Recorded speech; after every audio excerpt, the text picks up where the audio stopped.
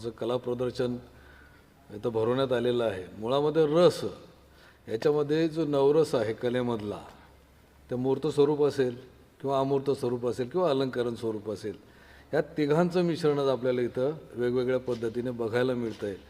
मुळामध्ये कला जी आहे ही कला आंतरिक अध्यात्माचं चेतना जागृत करणारी गोष्ट आहे. तर जी साधना आहे ती साधना जर या रसाच्या माध्यमातून बघायला गेलं या प्रदर्शनाच्या निमित्ताने, तर एकीकडे बोबळे मॅडमने जे ट्रॅडिशनल वर्क केलेलं आहे की ज्याच्यामध्ये अलंकरण जास्त प्रमाणामध्ये दिसतं, आणि दुसरं बोबळे सरांच्या याच्यामध्ये वास्तववादी चित्रण आपल्याला बघायला मिळतं, आणि तिसऱ्या याच्यामध्ये उंबेकर सरांच्या याच्यामध्ये ॲब्स्ट्रॅक्शन आपल्याला बघायला मिळतं. म्हणजे मूर्त अमूर्त आणि अलंकरण यांचा जो मेळ साधला गेला आहे या रस या निमित्ताने हा आपल्याला इथं बघायला मिळतो आहे. आणि सर्वच कामं ही उत्तम स्वरूपाची आपल्याला बघायला मिळत आहेत. जास्तीत जास्त प्रेक्षकांनी या प्रदर्शनासाठी प्रतिसाद द्यावा मी या माध्यमातून त्यांना विनंती करतो, आणि सदरील कलावंतांना मी माझ्या वतीने सद्गुरुमय शुभेच्छा व्यक्त करतो. धन्यवाद. Thank you sir. धन्यवाद सरांना मी शुभेच्छा देतो. चित्र प्रदर्शन पाहताना एक लक्षात आलं की हे गुरु शिष्याचं नीट ऑर्गनाईज केलेलं हे प्रदर्शन आहे. जो शिष्य आहेत चंद्रशेखर उमेकर, ते स्वतः आर्टिस्ट तर आहेतच, पण ते आर्किटेक्ट आहेत.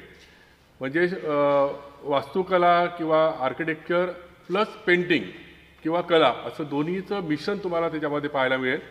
जी विशिष्ट प्रकारची रंगसंगती त्यांनी वापरलेली आहे ती लगेच तुमचं लक्ष त्या चित्रसंगतीकडे किंवा त्या आकारांकडे तुमचं लक्ष वेधित करतं. आणि गोडबोले सरांचं मी त्यांना सगळं शिक्षण दिलेलं आहे. फक्त उमेकर हे माझे अतिशय जवळचे मित्र असल्यामुळे त्यांच्याबद्दल मी सांगू इच्छितो की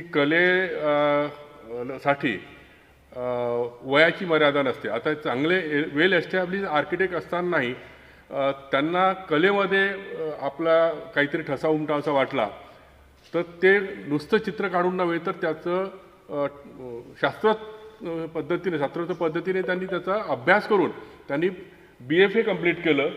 म्हणजे या वयामध्ये त्यांनी GD ॲड केलं. म्हणजे त्या कलेतलं पूर्ण नॉलेज घेऊन त्यांनी आपलं हे एक्झिबिशन भरवलेलं आहे. आणि त्या जे त्यांनी नॉलेज घेतलेलं आहे त्याचं ते सगळं तुम्हाला त्यांच्या त्या चित्रामध्ये, रंगसंगतीमध्ये, आकारामध्ये ते सगळं त्यांचं दिसतं. बोबडे मॅडमचा जो विषय आहे तो पण युनिक आहे. म्हणजे सगळे सण म्हणा किंवा इंडियन ट्रॅडिशनचा तो त्यांचा भाग त्यांनी अतिशय चांगला बघितलेला आहे. आणि बोबडे सरांचं जे निसर्गावरचं पेंटिंगवरचं त्यांचं प्रभुत्व हे अतिशय ठळकपणे असं लक्षात येण्यासारखं असं आहे. तर मी या तिन्ही आर्टिस्टना शुभेच्छा देतो. धन्यवाद. आणि आजचं जे प्रदर्शन प्रिन्सिपॉल श्री गजाननराव बोबडे साहेब, उमरेकर साहेब यांचं जे काही मी चित्रकला आणि जे चित्र पाहिलेत मला खूप आनंद झाला. आमच्या बाबासाहेब ढोणे चित्रकला महाविद्यालयामध्ये आम्ही राज्यस्तरीय पेंटिंग स्पर्धा दरवर्षी भरवतो आणि त्याकरता बोबडे सर त्यांची पूर्ण टीम खूप मेहनत घेते. तर मी अनेक वेळा त्यांना कोणत्याही माणसाचं एक स्वप्न असायला पाहिजे आणि ते स्वप्न म्हणजे उंच उंच स्वप्न असलं पाहिजे. ती म्हण आहे की आसमान में भी छेद कर सकते हो, एक पत्थर तो उछालो यारो. तर मी त्यांना सल्ला दिला होता की मुंबईमध्ये आपलं हे झालं पाहिजे. तर आज माझं ते स्वप्न पूर्ण झालं आहे. जहांगीर आर्ट गॅलरीमध्ये सुद्धा त्यांनी त्यांची पेंटिंग्स लावलेली आहेत. मी विदर्भातल्या अनेक लोकांना प्रवृत्त करतो की या आणि मुंबईला धडका मारा. परंतु ते आमच्या विदर्भातून बाहेर निघतच नाहीत. आहेत कला, परंतु जे मीडिया आहे, दूरदर्शन आहे, हे असं आर्ट गॅलरी आहे, त्याच्यामधून लोकांपर्यंत तो मेसेज जातो. आणि या सर्व पेंटिंग्स करता इमॅजिनेशन लागतं, पेशन्स लागतो. आणि आज जग तुम्हाला माहिती आहे फक्त पैशाच्या मागं चाललो आहेत. आता साहेब आर्किटेक्ट आहेत, त्यांना काही आवश्यकता नाही आहे हे पेंटिंग्स करायची, आपलं आर्किटेक्ट करायचं, पैसे कमवायचे आणि झोपायचं. परंतु असे दर्दी लोक त्याच्यामध्ये आहेत. आता मी सुद्धा माझं हॉस्पिटल आहे, मी आज माझे सर्व पेशंट्स वगैरे सोडून आलो. कारण मला त्या कलेची मला आवड आहे आणि त्यांना प्रोत्साहित करावं या दृष्टीने मी आलेलो आहे. आणि त्यांच्या मिसेसच्या पेंटिंगसुद्धा पाहिलेल्या आहेत. तर मला महात्मा फुल्यांची आणि सावित्रीबाई फुल्यांची आठवण येते की महात्मा फुल्यांनी सावित्रीबाईंना पण तयार केलं. त्याप्रमाणे गजानन बोबडे साहेबांनी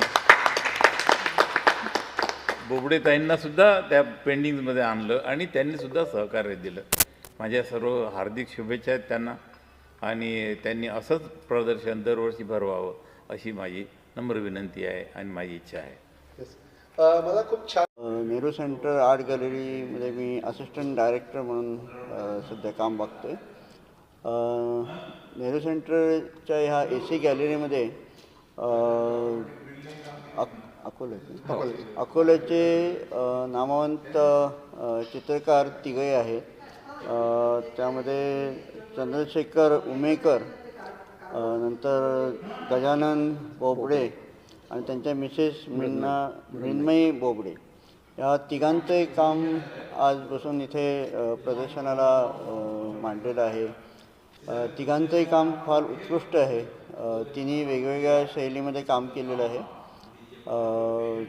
आणि वेगळा कॉन्सेप्ट जरी प्रत्येकाचा असला तरी तिघांची जेव्हा चित्र मांडली गेली तर तो एकसंग असा बघायला एक वेगळी हे आहे.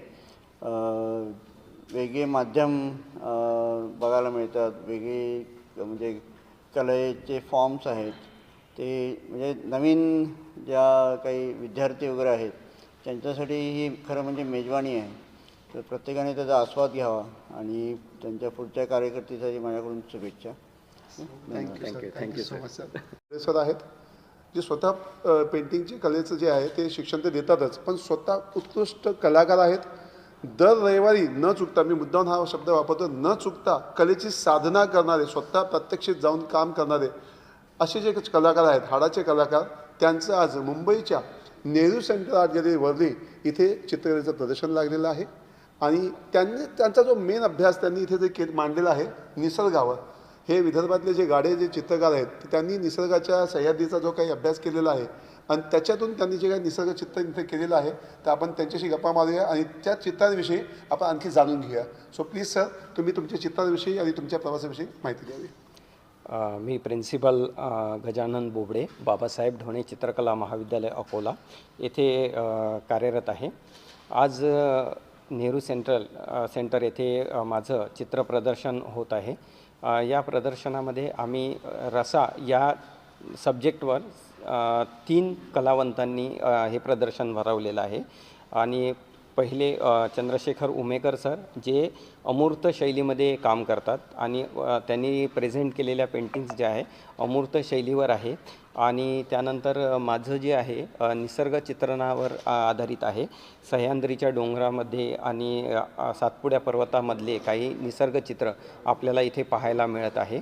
आणि तसेच माझी मिसेस आहे मृण्मयी बोबडे, ती पण प्राध्यापक आहे आणि तिच्या पण पेंटिंग्स इंडियन आर्ट या विषयावर आहे. आणि तिने वेगवेगळे सब्जेक्ट्स घेऊन आपल्या संस्कृतीला जपून काम केलेलं आहे. आणि ते इंडियन आर्टमध्ये केल्यामुळे अशा पद्धतीचं काम ॲक्रेलिक ऑन कॅनव्हासमध्ये त्यांनी केलेलं आहे. आणि ते सर्व प्रेक्षकांनी बघावं अशी मी विनंती करतो. थँक्यू. कलेची अतिशय आवड आहे. त्यांनी त्याच्यातही ग्रॅज्युएशन कंप्लीट केलं, पेंटिंगमध्ये सुद्धा, म्हणजे आर्किटेक्चरच्या सोबत पेंटिंगमध्ये पण ग्रॅज्युएशन कंप्लीट केलेलं आहे. आणि त्यांच्या ॲबस्ट्रॅक्ट ह्या फॉर्ममध्ये, अमूर्त ह्या फॉर्ममध्ये त्यांचे पेंटिंग्स आहेत. त्यांचं फक्त अमूर्त या शैलीतच प्रभुत्व नसून त्यासोबतच त्यांची इथे तुम्ही बघू शकता जे लँडस्केप इथे लागलेले आहेत तर रिअलिस्टिक कामसुद्धा आणि लँडस्केपिंगसुद्धा त्यांचं अतिशय सुंदर आणि खूप प्रभावीपणे त्यांनी इथे मांडलेलं आहे वॉटर कलर माध्यमातून. तर या ठिकाणी जे ॲबस्ट्रॅक्ट काम आहे हे ॲक्रिलिकमध्ये मांडलेलं आहे. हे नेमकं काय, त्यांनी हा समन्वय कसा साधला, ॲबस्ट्रॅक्ट ते रिअलिस्टिक आणि आर्किटेक्चर म्हणजे तिन्ही वेगवेगळं क्षेत्र आहे, ह्याला कसं त्यांनी मांडलं आहे, आपण त्यांच्याकडूनच ते सगळं जाणून घेऊया. सो प्लीज उमेगा सर, तुमचा जो अनुभव आहे कलेचा अनुभव आणि तुमच्या प्रवासाविषयी सर तुम्ही माहिती द्यायची. बेसिकली माझं क्वालिफिकेशन मी आर्किटेक्ट म्हणून ग्रॅज्युएशन केलेलं आहे सर.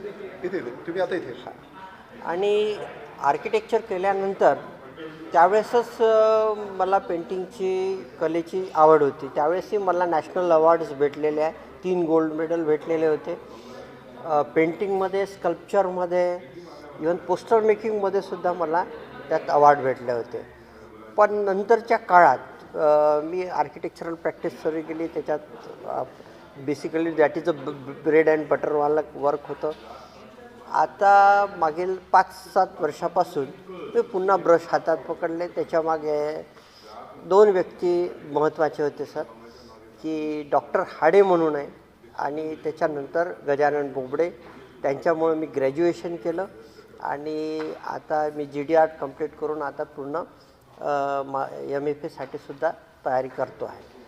आता राहिलं माझ्या पेंटिंग्सबद्दल जर बोलायचं झालं तर मी संडेला हे नेचर ओरिएंटेड किंवा लँडस्केप म्हणून जागेवर जाऊन जे आपण काम करतो त्याच्यात वॉटर कलरमध्ये काम करतो आहे. मात्र स्टुडिओला माझा व्यक्तिगत स्टुडिओ आहे, त्याच्यात मग मी अब्स्ट्रॅक्ट फॉर्ममध्ये काम करतो. अब्स्ट्रॅक्ट फॉर्म जो माझा क्रिएशन आहे मॅक्झिमम व्हिलेज एरियाच्या बेसवर आधारित केलेला आहे. जरी तो अमूर्त आहे, त्याच्यातून तुम्हाला रिप्रेझेंट काही होत नसलं तरीही त्याचा बॅकसाईड ऑफ द ड्रॉइंग ती तुम्हाला त्याच्यातून मिळते. सर, तुमच्या पेंटिंग्समध्ये एक विशिष्ट प्रकारची कलर स्कीम दिसते. हां. तर त्या कलर स्कीमविषयी काय तुम्ही सांगाल? ते जे कलर्स आहेत सर्व अर्धन कलर्स सारखा आपण वापरतो. जे विलेजमध्ये जसं तुम्ही इथे हे पेंटिंग पहा आणि याच्यात तुम्हाला तेच कलर दिसेल. जास्त करून येलो आकरचा शेड झाला किंवा बर्न सायना झाला किंवा Indian red colour, green shades, हे आपण त्याच्यातून ते वापरतो. त्याचाच मी याच्यात इफेक्ट्स घेतलेला आहे. इवन याच्यात टेक्स्चर्स पण वापरलेले आहे, फॉर्म्स पण वापरले, लाईन्स पण वापरलेले आहे. तर तो सर्व इम्पॅक्ट तो तिथून घेतलेला आहे, जो मी माझा ह्या पेंटिंग्समध्ये रिप्रेझेंट करायचा प्रयत्न केला.